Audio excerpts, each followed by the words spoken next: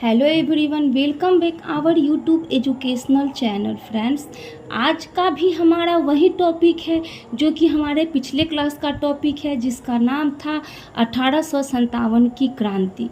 और 1857 की क्रांति में हमने पहले पिछली कक्षा में जो वीडियो बनाई थी उसमें 1857 की क्रांति के कुछ कारणों को समझने का प्रयास किया था, जिसमें हम लोगों ने आर्थिक कारण और राजनीतिक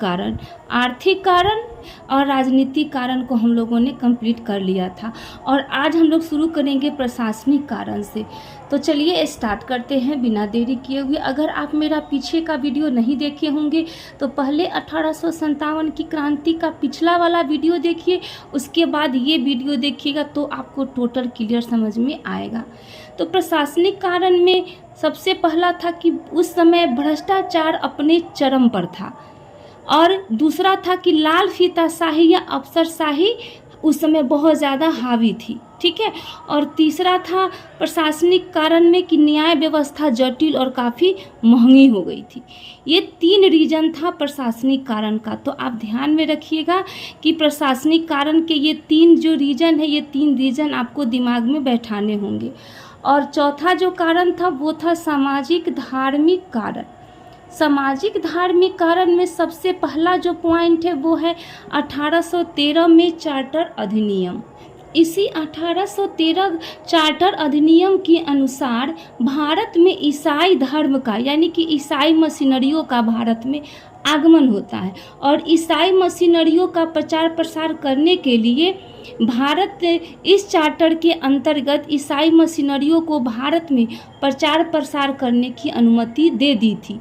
जब ईसाई भारत में आए तो उन्होंने लोगों का धर्मांतरण करना शुरू कर दिया, और ये अपने धर्म श्रेष्ठ बताने लगे और दूसरे के धर्म को ये गलत बताने लगे। ये कारण भी था जो कि भारतवासियों के अंदर धीरे धीरे क्रोध की भावना उत्पन्न हो रही थी। और दूसरा जो है लैक्स लॉ की अधिनियम इन्होंने पारित किया था।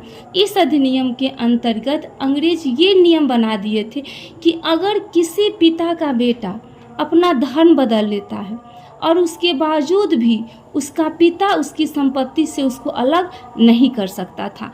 तो ये था लैक्स लॉ का नियम। तो ये सब भी रीजन था जो कि भारतवासियों के अंदर क्रोध की भावना उत्पन्न हो रही थी। और पांचवा जो कारण था वो था सैन्य कारण। तो ये तो सबसे इम्पोर्टेंट है, सैन्य और तत्कालीन कारण। तो सैन्य कारण तो इम्पोर्टेंट था ही। सैन्य कारण में था कि ये सेना में भेदभाव किया जाता था, नस्लवादी समस्याएं बहुत ज़्यादा थी, रंग भेद की नीति के लोग शिकार थे। तो पहला जो पॉइंट है वो है रंग भेद की समस्या थी।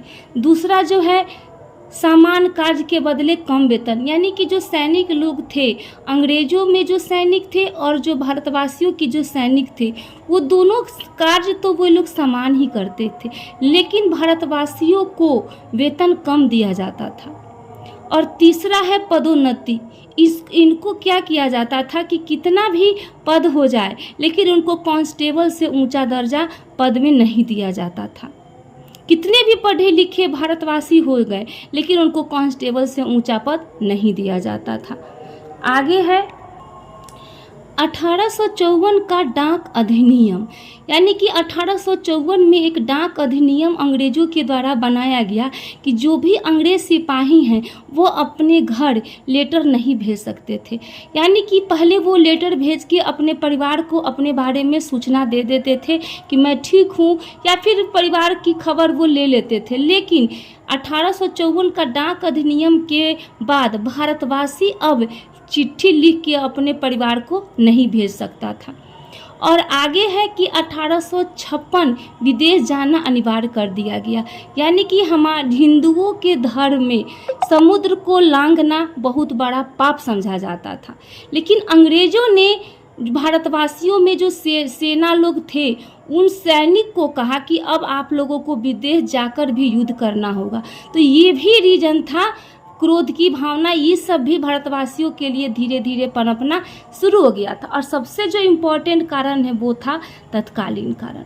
तत्कालीन कारण में क्या था, दिसंबर 1856 के महीने के अंदर सरकार ने कहा कि जो भी पुरानी लोहे वाली बंदूक है उसको हटाकर उसको बंद करके उसके बदले में एक नया राइफल लाएंगे जिसका नाम था इनफील्ड राइफल। और इनफील्ड राइफल में एक ऐसा चमड़े का कवर लगा हुआ था, जैसे परत लगा हुआ था, चमड़े का कवर लगा हुआ था जिसमें गाय और सूअर का चमड़ा है। हमारे हिंदू धर्म में गाय को पूजा जाता है और मुसलमान में सूअर खाना गुनाह है। तो ये दोनों जो थे, हिंदू और मुस्लिम दोनों के धर्म को नष्ट कर रहे थे। तो ये रीजन था।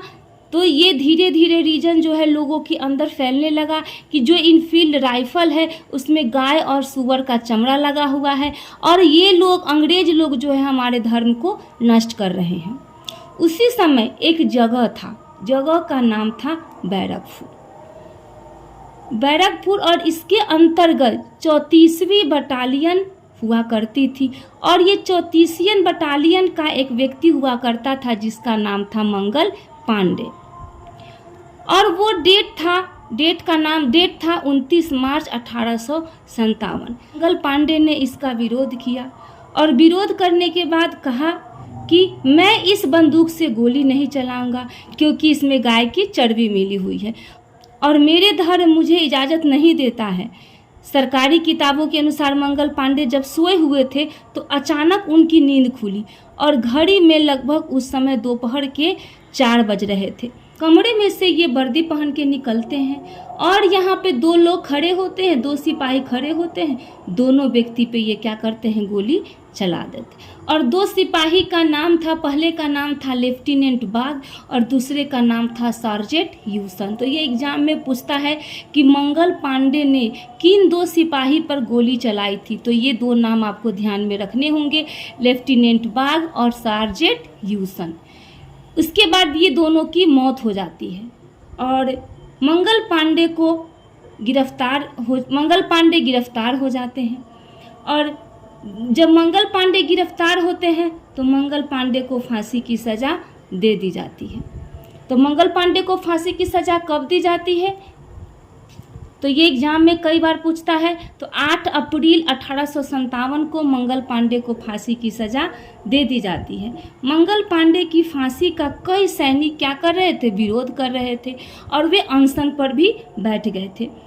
6 मई को यह तय होता है कि जितने भी लोग जेल में बंद हैं, जबरन इनको जेल में बंद करके रखा गया है, जेल तोड़ेंगे और जेल तोड़कर दिल्ली के लाल किला पर ये लोग कूच करेंगे। और अंततः 6 मई 1857 को ये प्लान होता है और 10 मई 1857 को विद्रोह की शुरुआत होती है। कहाँ से, तो मेरठ से। तो एग्जाम में पूछता है कि विद्रोह 1857 के विद्रोह की शुरुआत कहाँ से हुई थी, तो मेरठ से हुई थी। और डेट याद रखिएगा 10 मई 1857 को। ये एग्जाम में डेट और ये जगह दोनों पूछता है। उसके बाद यहाँ विद्रोह जो है 12 मई 1857 को दिल्ली पहुँचता है और दिल्ली पहुँचकर लाल किला पर ये लोग कब्जा कर लेते हैं। जब लाल किला पे कब्जा करते हैं तो ये जो क्रांति है ये धीरे धीरे भारत के अन्य स्थानों पर भी इसका विस्तार होना शुरू हो जाता है। जैसे में लखनऊ, कानपुर, झांसी, फैजाबाद, बिहार, इन सब जगहों पर धीरे धीरे ये जो है फैलना शुरू हो जाता है। अगला जो हमारा टॉपिक होगा उसका नाम होगा विद्रोह का केंद्र, जिसको हम नेक्स्ट वीडियो में कंप्लीट करेंगे। अगर आप लोगों को हमारा वीडियो अच्छा लगे तो मेरे वीडियो को लाइक करें, शेयर करें, मेरे चैनल को सब्सक्राइब करें तथा कमेंट जरूर करें। तो बने रहिए हमारे साथ, मिलते हैं नेक्स्ट वीडियो में नेक्स्ट टॉपिक के साथ। धन्यवाद।